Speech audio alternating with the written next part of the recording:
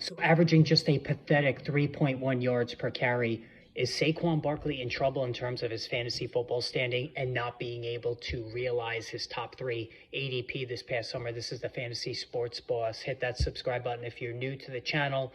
As far as Saquon Barkley, this is not a new thing in terms of me talking about it. I said all summer long, fade Saquon Barkley. I was certainly had him well behind both Bijan Robinson and Jahmyr Gibbs at the top of the running back rankings.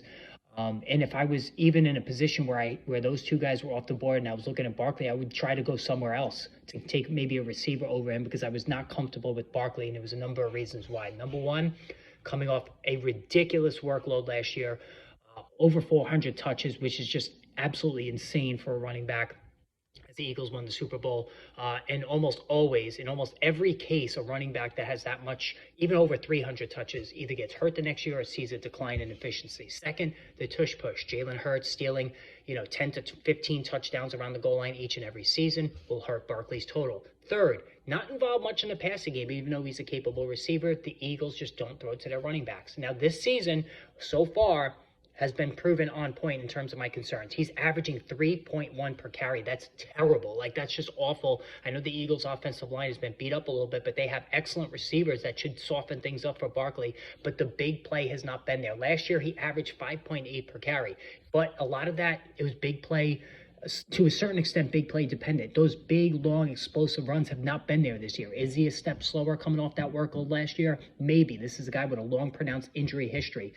77 carries, 237 yards, only 3 touchdowns, all right? Now, 14 catches for 7 yards. He's slightly doing better now in the receiving department, which is good.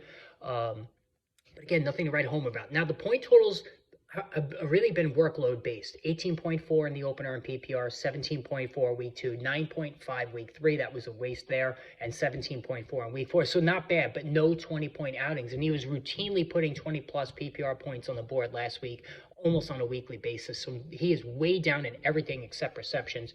Is he tired? Is it the offensive line? Is it a combination of both? Certainly could be. Volume will still be there, so certainly you're not benching him or anything like that. But justifying that top 3 ADP doesn't look like it's going to happen, at least based on what we're seeing so far this season with Barkley. So hit that subscribe button, guys. Let me know what you think about this situation.